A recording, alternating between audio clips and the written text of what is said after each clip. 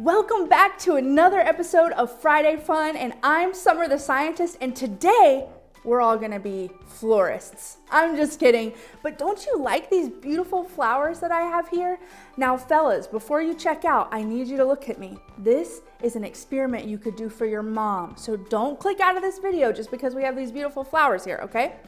So what we're gonna do today is an experiment called color changing carnations.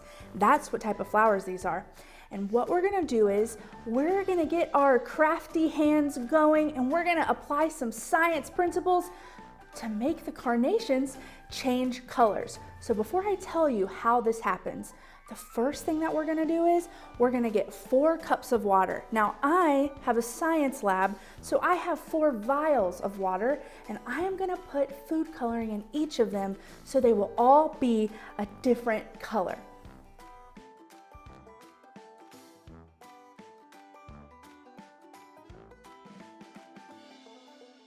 So what happens is the water inside the leaves and flowers moves to the outside and evaporates in a process called transpiration. And you know what happens? It creates a suction, kind of like a straw. So whenever the flowers sweat out that water, it sucks up more water in the bottom and brings it to the top so they get nourishment. So I want to show you what that would look like maybe with just one flower. So what you need to do is you need to take your one flower and some scissors, be careful, and trim it down a little bit, just like that. And we're gonna stick one flower in, right into the red. See what happens. Wow. That red flower looks really good, but I think we should add another into the yellow. Maybe we can make a yellow flower that looks like a daisy. But I think we can get even more complicated here.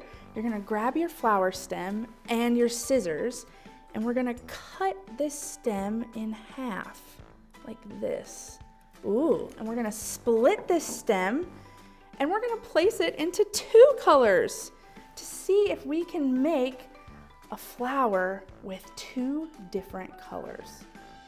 Doesn't that look amazing with the flower stem split like that?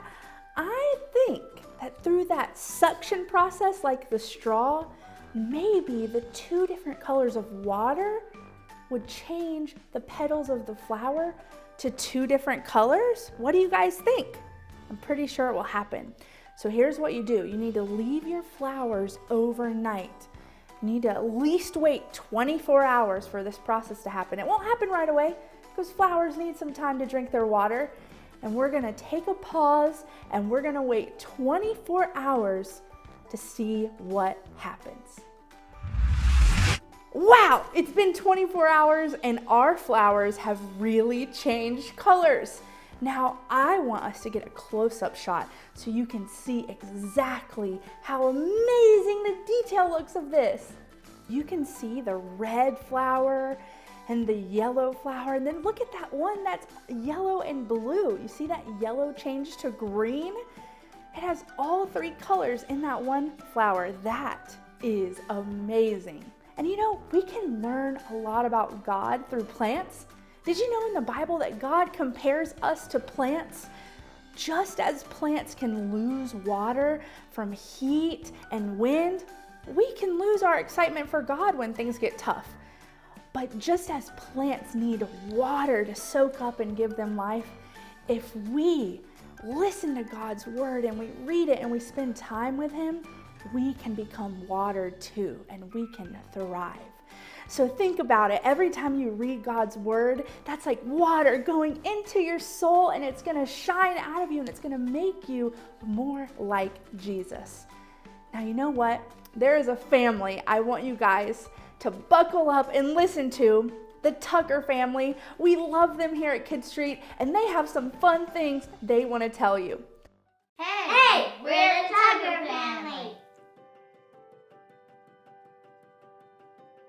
My favorite part about quarantine is not having to go as many places and getting to be outside more. My favorite part is about quarantine is playing at home with my Legos. My favorite part about quarantine is going on the boat more.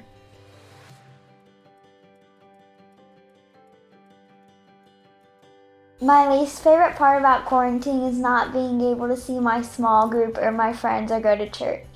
My least favorite part about quarantine is not spending time with my friends and not going to church. My least favorite part about quarantine is not being able to play baseball.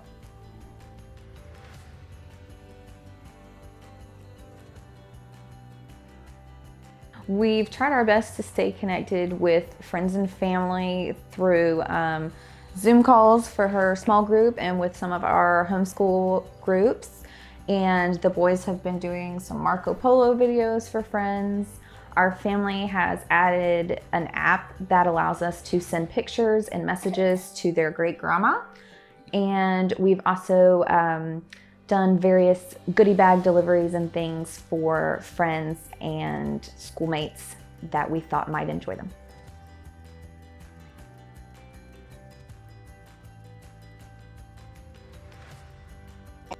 So each Sunday and on the other prescribed nights that we have for each kid, we have been following along with them with their content. We've been doing the worksheets with Cole especially, and we've been providing just whatever extra resources Shay needs for some of her devotionals and things of that nature. One thing that we've really enjoyed about the content, especially for the kids ministry, but also with the youth ministry and even the nursery, they've sent videos. I really have enjoyed the way that they put a lot of faces in front of the camera. So these kids are seeing as many familiar people as they can just to make it seem somewhat normal. And I like that they have given the teachers even that outlet to stay connected to the kids in their classes.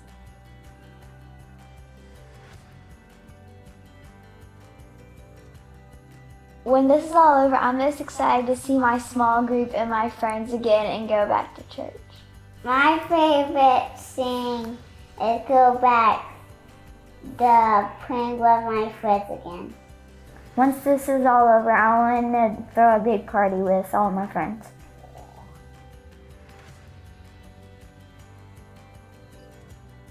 I think what we're learning most about this season is how we have to have a better understanding of each other, because it's not like we can really get away from each other a whole lot. So there's been a lot more closeness with the time spent, and so we've had to learn to tolerate each other more in certain times when we need our space, and just understanding how to play with each other nicer, and just how to be more creative as a family with what we do, so that we're getting out and just find activities that help these kids stop being so restless and just enjoy themselves more.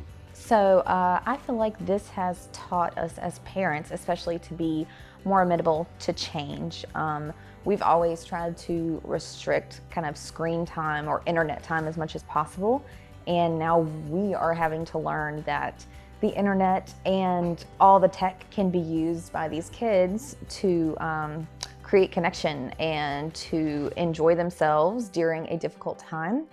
We've learned that as adults, sometimes we say we've lost touch with people because it's really hard to make time. We don't have that face time, that face-to-face connection. But these kids are showing us that they can do it, with as little resources as possible. They can do it through a computer screen or text messages or emails. They are cultivating friendships and maintaining bonds, and they're even learning and growing in their spiritual walk and just making the most out of a situation. So I think that that's been a really big thing for me, especially just to kind of let go of those notions of what technology is for. God has been teaching me in this season just that we shouldn't take him for granted, because he has a plan for this, and he's going to find a way to resolve this. We miss everyone. I can't wait to see you again. Bye.